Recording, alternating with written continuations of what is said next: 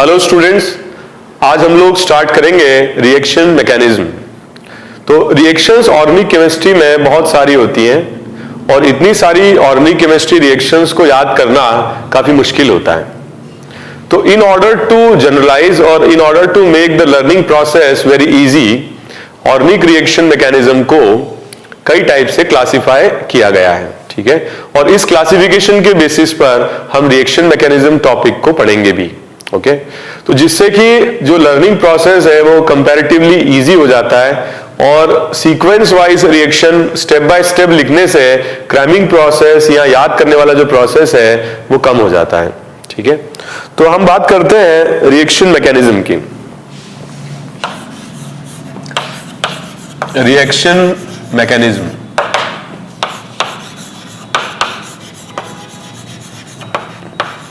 So what is reaction mechanism? Reaction mechanism क्या है? किसी भी रिएक्शन को स्टेप बाय स्टेप रिप्रेजेंट करना यह कहलाता है रिएक्शन का मैकेनिज्म। ठीक है, what is reaction mechanism? Step by step representation, step by step representation of chemical reaction. Step by step representation of chemical reaction is reaction mechanism. ठीक है, reactions को हम दो टाइप से क्लासिफाई कर सकते हैं on the basis of the number of steps involve in the reaction. तो अगर रिएक्शन के अंदर केवल एक ही स्टेप है तो उसको कहते हैं सिंगल स्टेप रिएक्शन, या ऐसी रिएक्शंस को एलिमेंट्री रिएक्शंस भी कहा जाता है। और ऐसी रिएक्शंस जो एक से ज्यादा स्टेप्स में होती है उनको मल्टीपल स्टेप रिएक्शन या कॉम्प्लेक्स रिएक्शन भी कहा जाता है। तो सिंगल स्टेप या एलिमेंट्री रिएक्शन और मल्टीपल स्टेप रिएक्शन या कॉम्प्लेक्स रिएक्शन। ठीक है, तो अगर हम बात करते हैं सिंगल स्टेप रिएक्शन की, ठीक है, या एलिमेंट्री रिएक्शन की, सिंगल स्टेप और एलिमेंट्री रिएक्शन। तो एलिमेंट्री रिएक्शन या सिंगल स्टेप रिएक्शन वो रिएक्शंस है जिनमें एक ही स्टेप में रिएक्शन होती है। जैसे फॉर एग्जांपल एक हाइपोथेटिकल रिएक्शन अपन देखते हैं, A2 plus B2 converts to 2AB। Effectively देखा जाए तो यहां पर A और A के बीच में बॉन्डिंग है या B और B के बीच में बॉन्डिंग है और ये बॉन्ड टूट करके दो नए बॉन्ड्स बन रहे हैं। कोई भी केमिकल रिएक्शन होने के लिए क्या होता है, रिएक्टेंट्स प्रोडक्ट्स में कन्वर्ट होते हैं और जो रिएक्टेंट्स प्रोडक्ट्स में कन्वर्ट होते हैं तो इस प्रोसेस में अगर रिएक्टेंट्स प्रोडक्ट्स में कन्वर्ट होते हैं तो इस प्रोसेस में पुराने बॉन्ड्स टूटते हैं और नए बॉन्ड्स बनते हैं। ठीक है, तो इसके लिए क्या जरूरी है, पुराने बॉन्ड्स टूटे और नए बॉन्ड्स बने, इसके लिए क्या जरूरी है? इसके लिए जरूरी है कि जो रिएक्टेंट मॉलिक्यूल्स हैं वो क्लोज आए और क्लोज आकर के टकराएं, कोलिजन हो रिएक्टेंट मॉलिक्यूल्स के बीच में। तो जब ये कोलाइड करते हैं तो क्या होगा, ए के और ए के बीच में बॉन्ड टूट रहा होगा, बी के और बी के बीच में बॉन्ड टूट रहा होगा और ए और बी के बीच में बॉन्ड बन रहा होगा। और इस सिचुएशन को जिसमें पुराने बॉन्ड टूट रहे हैं और नए बॉन्ड बन रहे हैं इसको कहते हैं ट्रांजिशन स्टेट। ठीक है, या हम इसको एक्टिवेटेड कॉम्प्लेक्स भी कहते हैं, एक्टिवेटेड कॉम्प्लेक्स या ट्रांजिशन स्टेट। ठीक है, तो इस ट्रांजिशन स्टेट के बाद क्या होगा, प्रोडक्ट बन जाएगा AB। ठीक है, इस फॉर्म में हो जाएगा। तो ट्रांजिशन स्टेट वो स्टेट है जब पुराने बॉन्ड्स टूट रहे होते हैं और नए बॉन्ड्स बन रहे होते हैं। ऐसी सिचुएशन हाईएस्ट एनर्जी सिचुएशन होती है और ट्रांजिशन स्टेट कभी भी केमिकल बॉन्डिंग के रूल को फॉलो नहीं करती है। मतलब बॉन्ड्स सारे पार्शियल है, पार्शियली टूटे हुए हैं, पार्शियली बने हुए हैं, तो ये केमिकल बॉन्डिंग के रूल को फॉलो नहीं करती है ट्रांजिशन स्टेट। अब अगर ये रिएक्शन एक्सोथर्मिक है, ठीक है, अगर रिएक्शन एक्सोथर्मिक है तो क्या होगा, प्रोडक्ट की एनर्जी रिएक्टेंट से कम होगी। अगर हम एक्सोथर्मिक रिएक्शन को एनर्जी डायग्राम पर रिप्रेजेंट करें तो products are at lower energy compared to reactants, इस तरीके से होगा, ठीक है। और इस तरीके से हम डायग्राम बना रहे हैं रिएक्टेंट कन्वर्टिंग इनटू प्रोडक्ट। ये जो हाईएस्ट एनर्जी स्टेट है इसको हम कहते हैं ट्रांजिशन स्टेट या एक्टिवेटेड कॉम्प्लेक्स, ठीक है। तो transition state is the highest energy state of the reaction and it represents what, unstable state of the reaction. तो यहां पर रिएक्टेंट को ट्रांजिशन स्टेट तक पहुंचने के लिए जो एक्स्ट्रा एनर्जी चाहिए उसे हम कहते हैं ये, एंड व्हाट ये इज एक्टिवेशन एनर्जी या energy of activation, activation energy या एनर्जी ऑफ एक्टिवेशन, ठीक है। और इस रिएक्शन के लिए हम डेल्टा एच कैलकुलेट कर सकते हैं। Delta H will be equal to enthalpy of product minus enthalpy of reactant, ठीक है। तो इस तरीके से अगर ये एक्सोथर्मिक है तो डेल्टा एच की जो वैल्यू होगी वो लेस देन 0 होगी, ठीक है। जो एनर्जी है वो रिलीज हो रही है, इसलिए डेल्टा एच की वैल्यू नेगेटिव आएगी, ठीक है। तो हर सिंगल स्टेप रिएक्शन के अंदर एक ट्रांजिशन स्टेट बनेगी जो उसकी हाईएस्ट एनर्जी स्टेट को रिप्रेजेंट करेगी। जितनी ज्यादा एनर्जी पर ट्रांजिशन स्टेट होगी या जितनी अनस्टेबल ट्रांजिशन स्टेट होगी, अनस्टेबल होगी तो मोर एनर्जी पर होगी, मोर एनर्जी पर होगी तो एक्टिवेशन एनर्जी बढ़ेगी, और एक्टिवेशन एनर्जी बढ़ेगी तो रेट ऑफ रिएक्शन स्लो हो जाएगा, ठीक है। अगर हम एक्सो की जगह एंडोथर्मिक की बात करते हैं, एंडोथर्मिक, अगर रिएक्शन एंडोथर्मिक है तो प्रोडक्ट की एनर्जी रिएक्टेंट के कंपैरिजन में ज्यादा आएगी, प्रोडक्ट की एनर्जी रिएक्टेंट के कंपैरिजन में ज्यादा आएगी, और ये इसकी ट्रांजिशन स्टेट रहेगी। और ट्रांजिशन स्टेट रहेगी तो यहां पर एक्स्ट्रा एनर्जी जो रिएक्टेंट को दी जाए जिससे वो ट्रांजिशन स्टेट तक पहुंच जाए, तो इसे कहते हैं ये या एक्टिवेशन एनर्जी, एक्टिवेशन एनर्जी, ठीक है। तो टाइम एक्सिस या रिएक्शन कोऑर्डिनेट अपन ऐसे हॉरिजॉन्टल बना लेते हैं, तो इस तरीके से बना सकते हैं, ओके। तो दिस इज एंडोथर्मिक रिएक्शन, और एंडोथर्मिक रिएक्शन के लिए delta H, what will be delta H, enthalpy of product minus enthalpy of reactant. तो प्रोडक्ट की एंथैल्पी रिएक्टेंट से ज्यादा आएगी, और ऐसे में डेल्टा एच क्या हो जाएगा, ग्रेटर देन 0, ठीक है। तो हर सिंगल स्टेप रिएक्शन को हम रिप्रेजेंट कर सकते हैं एनर्जी डायग्राम पर। हर सिंगल स्टेप या एलिमेंट्री रिएक्शन में एक ही स्टेप होती है और एक ही ट्रांजिशन स्टेट बनती है। Transition state is the highest energy state of the reaction, और ऐसी रिएक्शंस में जिसमें ट्रांजिशन स्टेट एक ही है उसमें क्या होगा, it can be either exothermic और it can be endothermic. Exothermic अगर है तो एनर्जी रिलीज करेगा, और एंडोथर्मिक अगर है तो एनर्जी अब्सॉर्ब करेगा, ठीक है।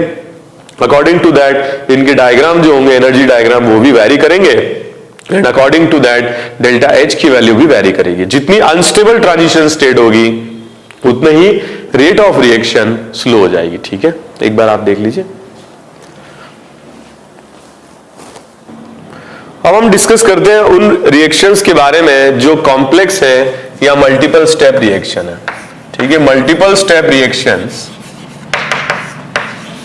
मल्टीपल स्टेप रिएक्शंस, और इनको कॉम्प्लेक्स रिएक्शंस भी कहा जाता है,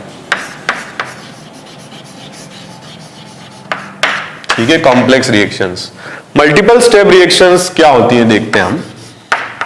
एक कोई हाइपोथेटिकल रिएक्शन ले रहा हूं, A2 plus B2 converts to 2AB।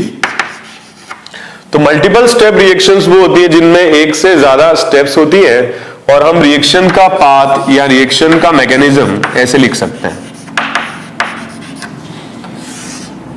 First step of reaction, A2 dissociate हो जाए और किस में कन्वर्ट हो जाए, 2A में, ठीक है। पहले ये डिसोसिएट हो जाए, फिर जो पार्टिकल है A ये B2 के साथ रिएक्शन कर ले और कन्वर्ट हो जाए AB, और फिर AB प्लस B, और फिर A और B आपस में रिएक्शन करके AB बना ले।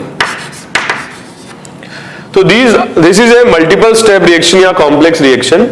इसमें देखिए A2 is the reactant, AB is the product, B2 is the reactant, but what is A? A ऐसे पार्टिकल्स हैं जो रिएक्शन के दौरान बन रहे हैं और रिएक्शन कंप्लीट होने से पहले डिस्ट्रॉय भी हो जा रहे हैं, ठीक है। इस तरीके के पार्टिकल्स को कहा जाता है रिएक्शन इंटरमीडिएट्स। तो intermediates are those particles which are formed during the reaction, जैसे बी है, ये भी रिएक्शन के दौरान बन रहा है और रिएक्शन कंप्लीट होने से पहले डिस्ट्रॉय भी हो जा रहा है। So these particles are known as reaction intermediates, ठीक है। तो एक कोई मल्टीपल स्टेप रिएक्शन अगर है तो उसमें एक से ज्यादा स्टेप्स होती हैं और इनमें कुछ पार्टिकल्स ऐसे बनते हैं जिन्हें कहा जाता है reaction intermediates, reaction intermediates.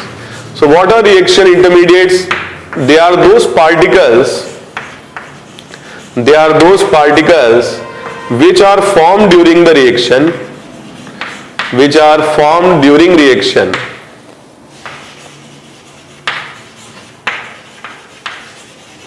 and destroyed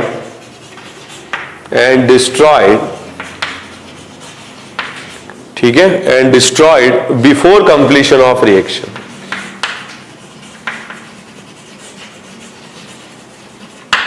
before completion of reaction.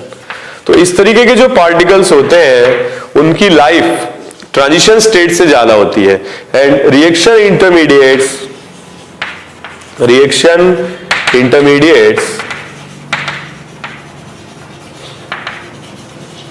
Can be isolated, इनको आइसोलेट किया जा सकता है, बाहर निकाला जा सकता है, ठीक है। रिएक्शन मिक्सचर से सेपरेट किया जा सकता है, स्टडी भी किया जा सकता है। तो रिएक्शन मिक्सचर से इनको सेपरेट किया जा सकता है, आइसोलेट किया जा सकता है और स्टडी किया जा सकता है। तो हम अपनी ऑर्गेनिक केमिस्ट्री डिस्कशन को इन पर बेस्ड रखते हैं, रिएक्शन इंटरमीडिएट्स पर। और ऑर्गेनिक केमिस्ट्री रिएक्शंस को हम 6 टाइप्स में क्लासिफाई भी करते हैं on the basis of the reaction intermediate which are formed during the reaction. Carbocation, carbanion, free radicals, carbene, benzyne and nitrene. तो ये 6 कार्बन इंटरमीडिएट्स हैं और ऑर्गेनिक केमिस्ट्री रिएक्शंस में ये इंटरमीडिएट्स बन सकते हैं। बट इंटरमीडिएट्स का जो डिस्कशन है, ठीक है, कौन सी रिएक्शन में इंटरमीडिएट्स बनते हैं और क्लासिफिकेशन, ये हम नेक्स्ट लेक्चर में पढ़ेंगे। बट हम बेसिकली अभी क्या कर रहे हैं, we are defining reaction intermediates. तो ऐसे पार्टिकल्स जिनको आइसोलेट किया सकता है, जिनकी लाइफ ट्रांजिशन स्टेट से ज्यादा होती है और जिनके बेसिस पर हम रिएक्शंस को क्लासिफाई करते हैं। These are those particles which are formed during the reaction and they are destroyed before the completion of reaction, ठीक है। यहां पर इस रिएक्शन के अंदर कौन कौन से पार्टिकल इंटरमीडिएट है, ए और बी, ये रिएक्शन के इंटरमीडिएट हैं, ठीक है। तो अब हम देख रहे हैं कि इस रिएक्शन में 3 स्टेप्स हैं, तो जितनी स्टेप्स होंगी उतनी ही क्या होंगी, ट्रांजिशन स्टेट्स भी होंगी। जैसे फॉर एग्जांपल फर्स्ट स्टेप की क्या ट्रांजिशन स्टेट होगी, बस इसमें बॉन्ड ब्रेक हो रहा है, यही इसकी ट्रांजिशन स्टेट है। सेकंड में अगर अपन देखें, ए और बी के बीच में बॉन्ड ब्रेक हो रहा है और बी और बी के बीच में बॉन्ड बन रहा है, ठीक है, तो ये इसकी ट्रांजिशन स्टेट है, ठीक है। और लास्ट में केवल बॉन्ड बन रहा है, तो यही इसकी ट्रांजिशन स्टेट होगी, ठीक है। तो इस तरीके से हम बना सकते हैं ट्रांजिशन स्टेट जिसमें पार्शियल बॉन्ड बन रहे हैं और पार्शियल बॉन्ड टूट रहे हैं। फर्स्ट स्टेप में एनर्जी अब्सॉर्ब हो रही है, तो ये स्टेप एंडोथर्मिक होगी। सेकंड में ये बॉन्ड टूट रहा है और ये बन रहा है, तो अगर ये बॉन्ड स्ट्रॉन्गर है तो प्रोसेस एक्सोथर्मिक होगी, सेकंड स्टेप एक्सोथर्मिक होगी। और थर्ड तो खैर होगी एक्सोथर्मिक क्योंकि बॉन्ड बन रहा है। Bond formation always involve energy, ठीक है, तो यहां पर जब बॉन्ड बनेगा तो हमेशा एनर्जी रिलीज होगी। And bond cleavage always involve energy absorption, endothermic होगी, ठीक है। तो अगर हम इसका एनर्जी डायग्राम बनाते हैं इस रिएक्शन के लिए, तो कुछ इस तरह से एनर्जी डायग्राम बनेगा।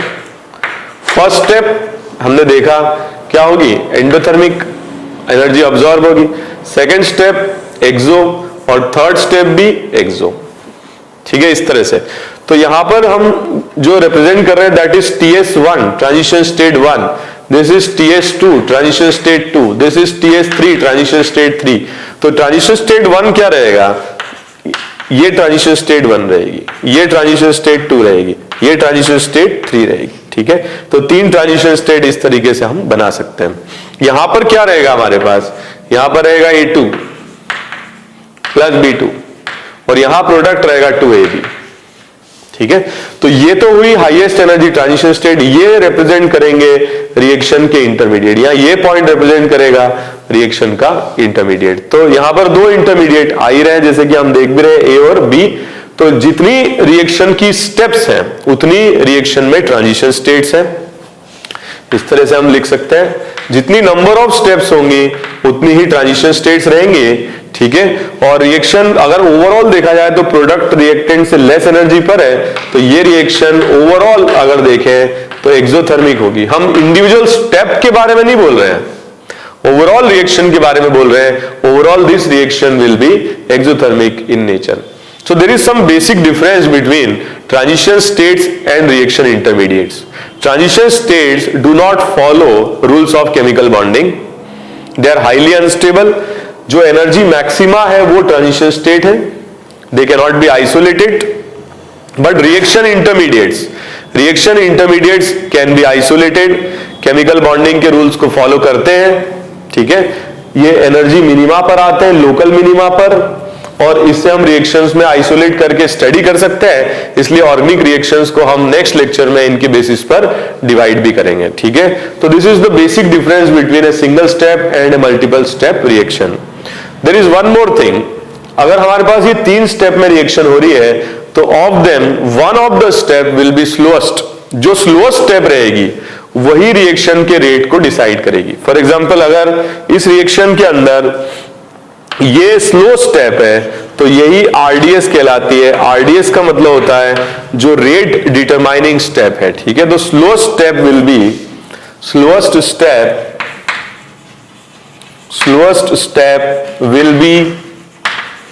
Rate determining step.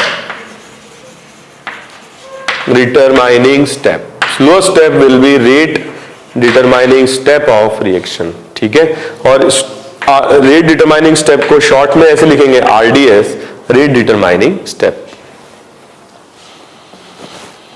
तो नेक्स्ट हम डिस्कस करते हैं टाइप्स ऑफ रिएक्शंस। रिएक्शंस को हम क्लासिफाई कर सकते हैं on the basis of number of steps, जो हमने देख लिया। रिएक्शंस को हम क्लासिफाई कर सकते हैं नेचर ऑफ रिएक्शन, रिएक्शन में क्या एक्चुअल में हो रहा है, एडिशन हो रहा है, सब्स्टिट्यूशन, एलिमिनेशन, ठीक है। और एक और तरीके से हम ऑर्गेनिक रिएक्शंस को क्लासिफाई करेंगे on the basis of intermediates, जो हम नेक्स्ट लेक्चर में देखेंगे। तो रिएक्शंस को हम क्लासिफाई कर सकते हैं on the basis of process, क्या हो रहा है। इनमें सबसे इंपॉर्टेंट है addition. Addition reactions are those reactions in which किसी अनसैचुरेटेड मॉलिक्यूल में, जैसे मान लो कार्बन कार्बन डबल बॉन्ड है, इस पर कोई दूसरा मॉलिक्यूल आकर के जुड़ जाए, एक तरफ ए लग जाए और एक तरफ बी लग जाए। So such type of reactions are known as addition reactions, ठीक है। तो ऐड हो जा रहा है, जैसे मान लीजिए कि सी डबल बॉन्ड हो, कीटोनिक ग्रुप है, इस पर कोई पार्टिकल आ गए ए बी, तो क्या होगा, छोटे पार्टिकल्स एक मॉलिक्यूल के अंदर अगर जुड़ जाते हैं, so such type of reactions are known as addition reactions. Alkyne है, जैसे ये भी अनसैचुरेटेड है, कोई मॉलिक्यूल यहां पर हम ज्वाइन कर दें तो एक तरफ ए जुड़ जाए एक तरफ B, such reactions are addition reactions. तो एडिशन का मतलब बिल्कुल सीधे से समझ में आ रहा होगा आपको, किसी मॉलिक्यूल का दूसरे बड़े मॉलिक्यूल में ज्वाइन हो जाना इज एडिशन रिएक्शन, ठीक है। इन सच टाइप ऑफ रिएक्शंस पाई टूट रहा है, सिग्मा टूट रहा है और 2 नए सिग्मा बन रहे हैं, मतलब लेस स्टेबल बॉन्ड टूट रहा है पाई और इफेक्टिवली मोर स्टेबल बॉन्ड बन रहा है sigma. So such reactions will have delta H less than 0 and such reactions will be normally exothermic. तो ये रिएक्शंस एक्सोथर्मिक होती हैं, ठीक है। दूसरी बात, इस तरह की रिएक्शंस में एंट्रोपी क्या होगी, डिक्रीज करेगी। व्हाई? बिकॉज 2 पार्टिकल मिलके एक पार्टिकल बना रहे हैं, तो डिग्री ऑफ फ्रीडम या रैंडमनेस कम हो जा रहा है, तो एंट्रोपी डिक्रीज करेगी। And for such type of reactions if we talk about spontaneity, तो अपन ऐसे लिख सकते हैं, it is negative and it is also negative, तो माइनस माइनस क्या हो जाएगा, प्लस।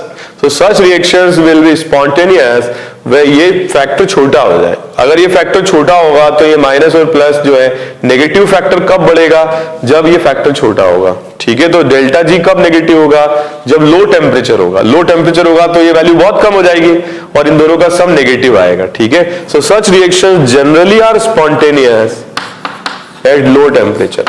तो low temperature is favourable condition for reaction. So such reactions are favored in or at low temperature, ठीक है। देख लीजिए एक बार। Second type of reaction are known as elimination reaction. ये भी काफी इंपॉर्टेंट रिएक्शंस है, एलिमिनेशन रिएक्शंस। एलिमिनेशन रिएक्शंस में क्या रहता है, एक पार्टिकल से अगर मान लीजिए कोई दूसरा पार्टिकल एलिमिनेट हो रहा है, ठीक है। तो जैसे मान लो कि यहां पर मान लो मैंने ए ले लिया या बी ले लिया, तो यहां पर ए बी बन जाए। So such type of reactions are known as elimination reactions, ठीक है। तो एक मॉलिक्यूल के दो पार्ट हो गए, या एक छोटा पार्टिकल बड़े पार्टिकल से एलिमिनेट हो गया, बाहर चला गया, ठीक है। तो such type of reactions are known as elimination reactions. Elimination reactions में कई बार क्या होता है, जैसे मैं आपको एक एग्जांपल बताता हूं, ये हम आगे डिस्कस करेंगे। तो हीटिंग करने पर इसमें से CO2 एलिमिनेट हो जाता है। तो ये जो पार्टिकल्स है, छोटे particles, either they are gases, ठीक है, या ऐसे पार्टिकल्स होते हैं जो प्रेसिपिटेट कर जाते हैं, या कई और फैक्टर्स की वजह से रिएक्शंस होती है जिसमें एक बड़े पार्टिकल से छोटे पार्टिकल एलिमिनेट हो जाते हैं। Such reactions are known as elimination reactions. इनमें दो सिग्मा टूट रहे हैं और एक पाई और एक सिग्मा बन रहा है, just reverse of addition. Elimination is just उल्टा ऑफ, ठीक है, एडिशन। तो इस तरह की रिएक्शंस में एनर्जी, नेट एनर्जी अब्सॉर्ब होगी, क्योंकि ज्यादा स्टेबल बॉन्ड हम तोड़ रहे हैं और लेस स्टेबल बॉन्ड हम बना रहे हैं, तो नेट एनर्जी इसके अंदर अब्सॉर्ब होगी। Delta H will be greater than 0। और इस तरह की प्रोसेस क्या रहेंगी, नॉर्मली एंडोथर्मिक रहेंगी, नॉर्मली एंडोथर्मिक रहेंगी।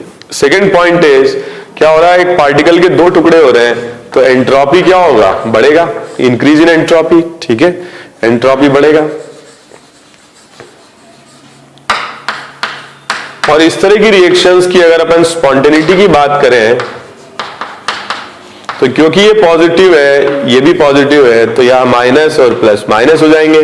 तो ये फैक्टर इसको स्पॉन्टेनियस बना सकता है, डेल्टा जी को नेगेटिव कर सकता है। और डेल्टा जी कब नेगेटिव होगा, जब टेम्परेचर बहुत हाई होगा, ठीक है। हाई टेम्परेचर पर रिएक्शन अगर होगी तो फेवरेबल कंडीशन रहेगी, ठीक है। सो फेवरेबल कंडीशंस, इनके लिए जनरली फेवरेबल कंडीशंस क्या रहती है, हाई टेम्परेचर। हाई टेम्परेचर पर रिएक्शन स्पॉन्टेनियस होती है, ठीक है। एक बार आप देख लीजिए। Next type of reaction are known as substitution reaction. Substitution reactions. Substitution reaction जो होती है, इनमें कोई ग्रुप दूसरे ग्रुप को रिप्लेस कर देता है, ठीक है। कभी आपने पढ़ा हो CH3Cl प्लस OH माइनस, यहां पर आ जाएगा CH3OH और Cl माइनस। तो हो क्या रहा है, एक ग्रुप दूसरे ग्रुप को सब्स्टिट्यूट कर दे रहा है। जैसे इन जनरल अपन लिखे Rl plus Nu converts to RNu plus L minus, ठीक है। कभी आपने ये भी पढ़ा हो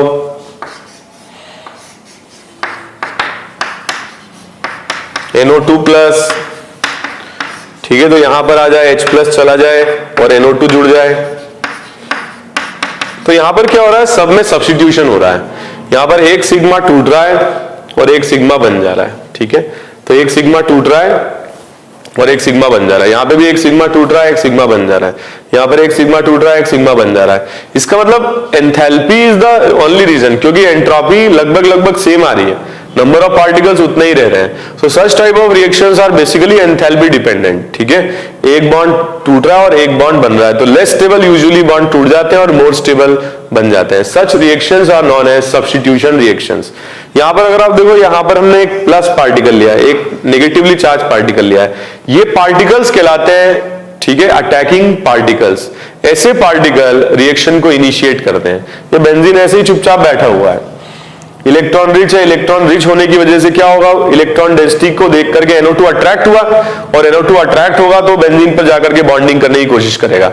तो ये अटैक कर रहा है बेंजीन पर, या अट्रैक्ट हो रहा है। तो जो स्टार्ट करते हैं रिएक्शन को वो अटैकिंग पार्टिकल्स कहलाते हैं। थोड़ी देर में हम डिस्कस करते हैं कि अटैकिंग पार्टिकल्स क्या होते हैं। यहां पर अगर अपन देखें तो लीविंग ग्रुप मान लो कि मोर इलेक्ट्रोनेगेटिव है, तो इलेक्ट्रॉन अपनी तरफ खींच लेगा सिग्मा वाले, तो न्यूक्लियोफाइल जो होगा वो कार्बन की तरफ अट्रैक्ट होगा, और इसीलिए ये अटैकिंग पार्टिकल कहलाते हैं, ठीक है।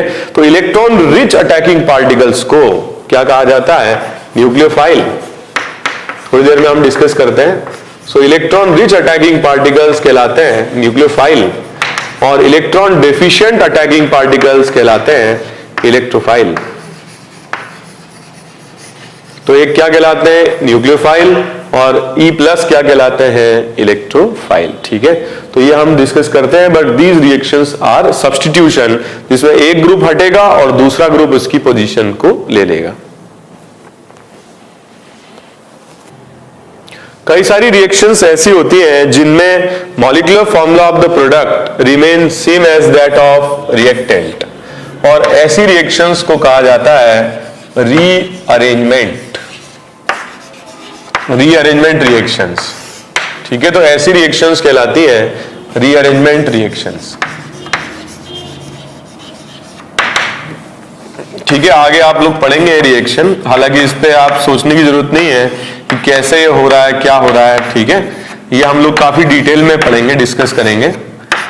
तो इसको हीट करने पर इस तरीके से कन्वर्ट हो जाता है। अभी सिर्फ आप ये समझें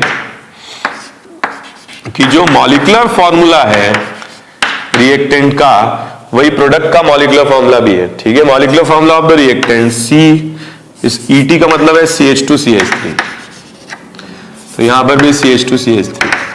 तो नंबर ऑफ कार्बन एटम्स, ठीक है, कितने हो गए, 4, नाइट्रोजन 1, हाइड्रोजन कितने हो गए, 5, 6, 7, 8, 9, H9, NO, ठीक है। इसका फॉर्मूला क्या हो जाएगा, C4H, ठीक है, 5, 6, 7, 8, 9 O।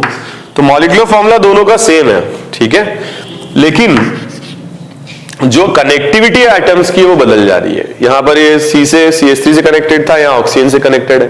तो ये एक तरीके का रीअरेंजमेंट हो गया है। जो कुछ बॉन्ड्स थे वो टूट गए और नए बॉन्ड्स बन गए, लेकिन जितने एटम्स एक मॉलिक्यूल में पहले थे उतने भी बाद में भी हैं। और इस तरह की जो प्रोसेसेस होती हैं इनको कहा जाता है रीअरेंजमेंट रिएक्शन। सो एक तरीके का रीअरेंजमेंट है, ये मॉलिक्यूल बॉन्ड तोड़ करके इस मॉलिक्यूल में रीअरेंज हो गया है। And such type of reactions are also very common in organic chemistry, ठीक है। तो there are 4 types of reactions, एक एक करके हम पढ़ेंगे। Addition, elimination, substitution and rearrangement reactions. लेकिन रिएक्शंस को होने के लिए क्या होना चाहिए, मान लीजिए कोई मॉलिक्यूल न्यूट्रल है, ऑक्टेट कंप्लीट है, स्टेबल है, तो वो क्यों रिएक्ट करने लगा, ठीक है, वो क्यों दूसरे पार्टिकल में कन्वर्ट होने लगा। इसके कई रीजंस हैं। पहला रीजन है, एक वो पार्टिकल स्टेबल तो है लेकिन उससे भी ज्यादा स्टेबल बन सकता है, या मान लीजिए कि वो पार्टिकल स्टेबल तो है लेकिन कोई दूसरा पार्टिकल है जो अनस्टेबल है, वो उससे आके बॉन्डिंग कर ले और अपनी स्टेबिलिटी बढ़ाए।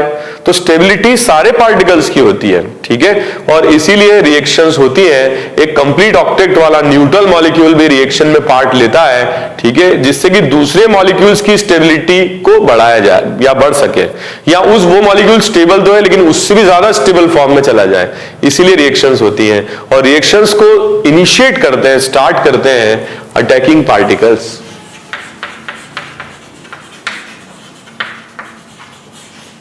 अटैकिंग पार्टिकल्स, तो अटैकिंग पार्टिकल्स वो होते हैं जो रिएक्शन को स्टार्ट करते हैं या इनिशिएट करते हैं, ठीक है। इनमें इंपॉर्टेंट पार्टिकल्स हैं इलेक्ट्रोफाइल, सेकेंड न्यूक्लियोफाइल, ठीक ठीक है। और मैं क्लासिफाई कर रहा हूं, हालांकि ये भी एक तरीके के इलेक्ट्रोफाइल्स ही होते हैं, थर्ड नंबर वाले फ्री रेडिकल्स। तो electrophile, nucleophile and free radicals, ठीक है। तो हम स्टार्ट करते हैं सबसे पहले इलेक्ट्रोफाइल से।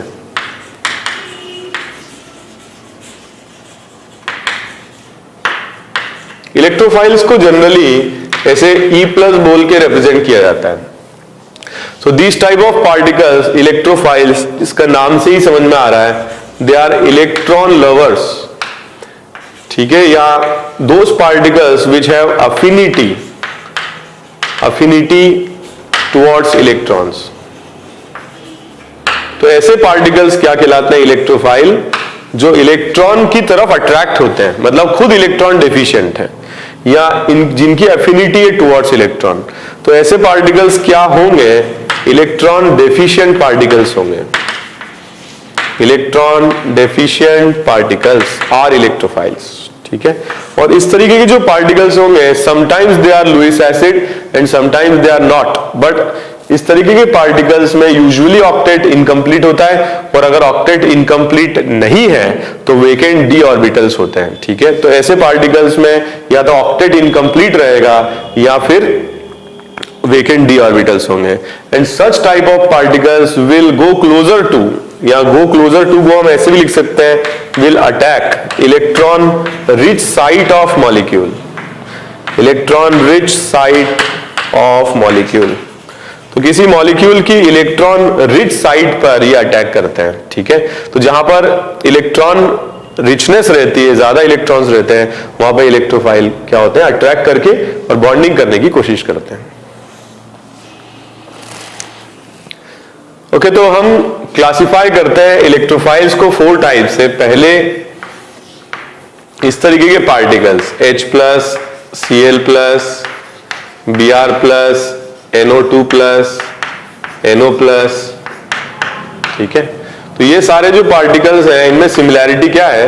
सब में पॉजिटिव चार्ज है, सभी में ऑक्टेट इनकम्प्लीट है, और सभी के पास वेकेंट ऑर्बिटल है, ठीक है। तो क्या सिमिलैरिटी है? वेकेंट ऑर्बिटल है, वेकेंट ऑर्बिटल, पॉजिटिव चार्ज है,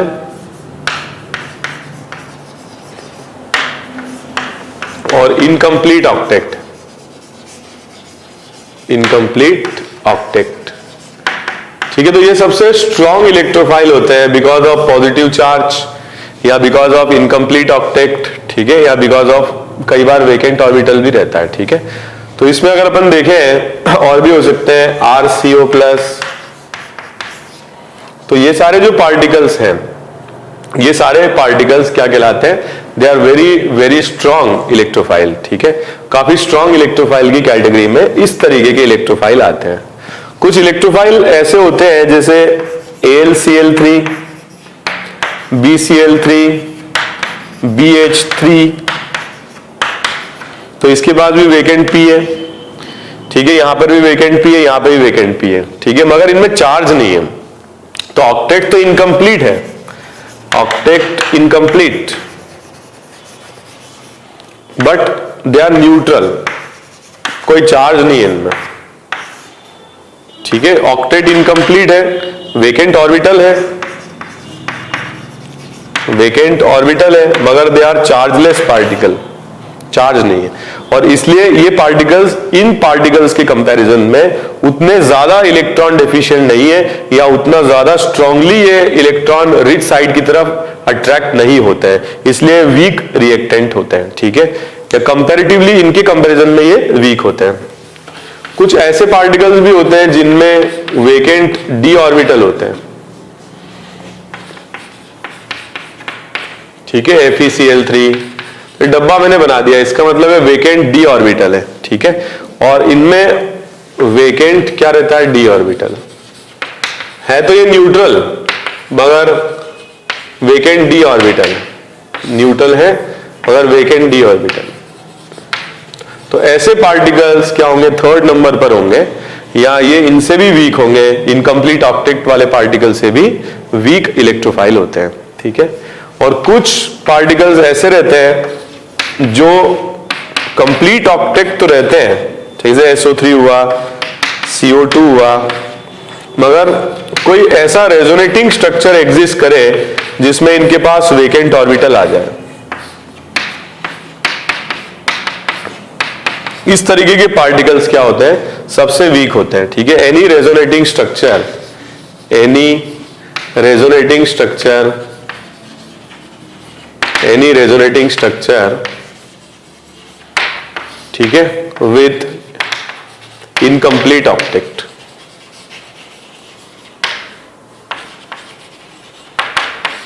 ठीक है। इस तरीके से 4 तरीके से हम क्लासिफाई कर सकते हैं। तो कोई रेजोनेटिंग स्ट्रक्चर है जो इनकम्प्लीट ऑक्टेट है, या मान लीजिए कि ये पार्टिकल, तो इसका भी अगर अपन RS बनाए इस तरीके से, कार्बन पर आ जाएगा पॉजिटिव चार्ज, तो ये भी क्या है, इलेक्ट्रोफिलिक नेचर है, मतलब ये बहुत वीक है, इस रेजोनेटिंग स्ट्रक्चर की स्टेबिलिटी बहुत कम है, तो इस पर क्या होगा, किसी न्यूक्लियोफाइल का अट्रैक्शन भी बहुत पुअर रेट से होगा। तो ये सबसे स्ट्रांग रहते हैं, ये होते हैं डाकू टाइप के, डाकू टाइप के। ये उनसे वीक रहते हैं, थोड़े चोर टाइप के रहते हैं। ये उनसे भी वीक रहते हैं, ये होते हैं भिखारी टाइप के, ठीक है, मिल गया तो ठीक, नहीं तो कोई बात नहीं। और ये सबसे वीक रहते हैं, ये होते हैं दान पात्र टाइप के, पढ़े हैं, ठीक है। तो ये इस तरीके से हम क्लासिफाई कर सकते हैं इलेक्ट्रोफाइल्स को, ठीक है। आगे आने वाले टॉपिक्स में इलेक्ट्रोफाइल्स के बारे में और ज्यादा हम लोग डिस्कस करेंगे। यूजुअली इलेक्ट्रोफाइल्स एडिशन और सब्स्टिट्यूशन रिएक्शंस में काम में आते हैं। तो जो इलेक्ट्रोफिलिक एडिशन हम पढ़ेंगे, इलेक्ट्रोफिलिक एडिशन मतलब इलेक्ट्रोफाइल से होने वाला या इनिशिएट होने वाला एडिशन, या इलेक्ट्रोफिलिक सब्स्टिट्यूशन जो कि एरोमेटिक कंपाउंड में होता है, इलेक्ट्रोफाइल से इनिशिएट होने वाला सब्स्टिट्यूशन, ठीक है। एक बार आप इनको देख लीजिए। तो सेकेंड टाइप के अटैकिंग पार्टिकल्स होते हैं न्यूक्लियोफाइल। न्यूक्लियोफाइल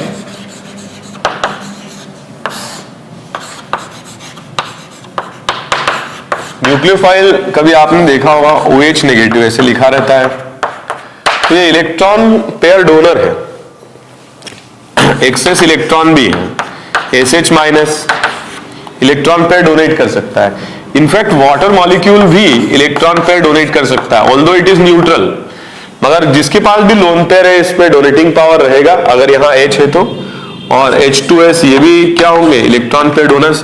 तो ऐसे पार्टिकल्स कहलाते हैं न्यूक्लियोफाइल, और इनको NU शॉर्ट में ऐसे लिखा जाता है, NU न्यूक्लियोफाइल, और लोन पेयर और नेगेटिव चार्ज ये इस तरह से रिप्रेजेंट किया जाता है, ठीक है। तो nucleophiles are usually are electron rich particles, electron rich particles, या दे आर इलेक्ट्रॉन लवर्स, या हम ये भी कह सकते हैं दे हैव एफिनिटी,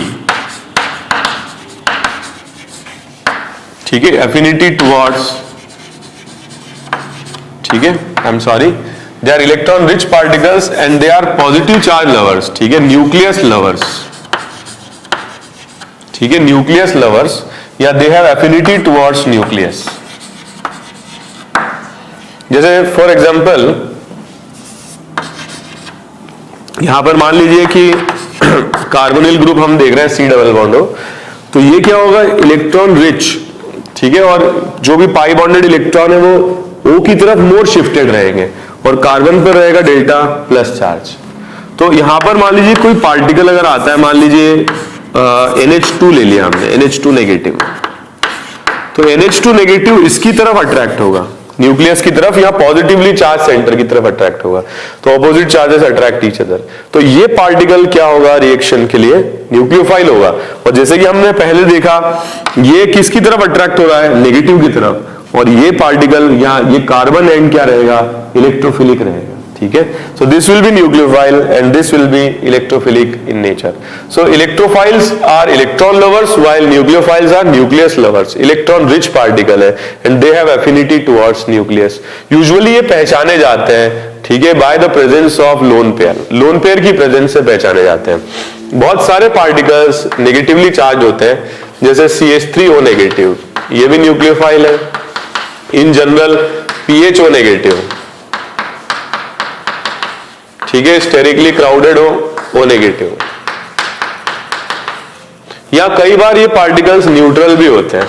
अमोनिया न्यूक्लियोफाइल हो सकता है, ठीक है। और पार्टिकल जो न्यूक्लियोफाइल हो सकते हैं, they can be carboxylic acid, ये भी न्यूक्लियोफिलिक हो सकता है, और ये भी न्यूक्लियोफाइल हो सकता है।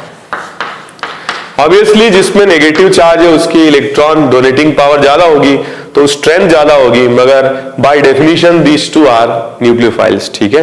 तो ये सारे क्या होते हैं, न्यूक्लियोफाइल। सारे जो अमीन्स होते हैं, primary secondary tertiary amines, so primary amine nucleophile की तरह बिहेव कर सकता है, सेकेंडरी अमीन भी बिहेव कर सकता है, लेकिन टर्शरी अमीन बिहेव नहीं कर सकते हैं, वो हम we will discuss it letter.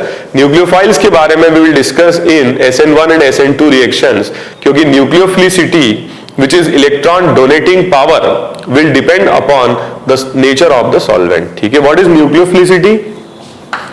Nucleophilicity is a property, nucleophilicity is a property which is electron donating power of a particle। जैसे OH माइनस है तो ये इलेक्ट्रॉन डोनेट करे, मान लो CH3Br को, तो ये Br माइनस यहां से चला जाए, तो ये इसकी इलेक्ट्रॉन डोनेटिंग पावर है to generate a sigma bond. So electron donating power to generate a sigma bond is nucleophilicity. लेकिन बेसिसिटी अलग है, basicity is proton abstracting power. मान लो यही OH माइनस अगर HCl से प्रोटॉन निकाल ले तो क्या बनेगा, H2 और Cl माइनस, तो ये इसकी प्रोटॉन गेन करने की टेंडेंसी है, और ये इलेक्ट्रॉन पे डोनेट करके सिग्मा बॉन्ड बनाने की टेंडेंसी है। दोनों बातें बिल्कुल अलग अलग है। This is nucleophilicity and this is basicity या base strength. Okay, so both these properties are different and we are going to discuss more about these properties in nucleophilic substitution reactions, ठीक है। एक बार आप देख लें। Next type, attacking particles are free radicals. These are also type of electrophiles, जैसे Cl dot है, ये भी एक तरीके का इलेक्ट्रोफाइल भी है, मगर इसमें अनपेयर्ड इलेक्ट्रॉन है। So this type of electrophiles are known as free radicals, ठीक है, which contain unpaired electron carrying particle, ठीक है, unpaired electron carrying particle. Such type of particles are electron deficient, ठीक है, इलेक्ट्रॉन डेफिशिएंट होते हैं, ठीक है। तो इनके बारे में भी we are going to discuss in detail in free radical chapter. तो और भी कई सारे हो सकते हैं, Br dot, CH3 dot, I dot, R, O dot, R, C double bond O। तो ये डॉट का मतलब क्या है, दे आर अनपेयर्ड इलेक्ट्रॉन्स, ठीक है। तो ऐसे पार्टिकल जिनमें अनपेयर्ड इलेक्ट्रॉन होते हैं यूजुअली अनस्टेबल होते हैं, and they look for another particle which have unpaired electron, और अनपेयर्ड इलेक्ट्रॉन कंबाइन करके सिग्मा बॉन्ड बना लेते हैं, या फिर ये किसी दूसरे मॉलिक्यूल से रिएक्शन करके खुद तो स्टेबल हो जाते हैं, न्यूट्रल हो जाते हैं, ठीक है, पेयर्ड इलेक्ट्रॉन हो जाते हैं, और दूसरे पार्टिकल पर अनपेयर्ड इलेक्ट्रॉन जनरेट कर देते हैं। जैसे Cl डॉट की रिएक्शन मान लीजिए इससे होती है, तो ये पाई बॉन्ड यहां से ब्रेक हो जाए, तो इससे क्या होगा, एक Cl डॉट बॉन्डिंग करके सिग्मा बना लेगा और कार्बन पर आ जाएगा अनपेयर्ड इलेक्ट्रॉन, तो ये तो डिस्ट्रॉय हो गया और एक नया अनपेयर्ड डेवलप हो गया। तो ये टाइप की रिएक्शन शो कर सकते हैं। या ऐसा भी हो सकता है कि Cl dot will react with CH3 dot, unpaired, और आपस में रिएक्शन करके ये बना लिए, ठीक है। तो इस तरीके के पार्टिकल्स होते हैं फ्री रेडिकल्स। तो आज हमने डिस्कस किया रिएक्शंस के types on the basis of number of steps, फिर हमने डिस्कस किया रिएक्शंस कितने टाइप की हो सकती है ऑन द बेसिस ऑफ कैसे रिएक्शन हो रही, क्या प्रोडक्ट बन रहा है as substitution, elimination, addition and rearrangement, और फिर हमने डिस्कस किया attacking particles, electrophile, nucleophile and free radicals, ठीक है। तो नेक्स्ट लेक्चर में हम एक्चुअली रिएक्शन मैकेनिज्म स्टार्ट करेंगे, and we are going to divide organic chemistry in 6 parts on the basis of the intermediates which are generated in the chemical reactions as carb cation, free radical, carbanion, carbene, nitrene and benzene. See you in next class. Thank you very much.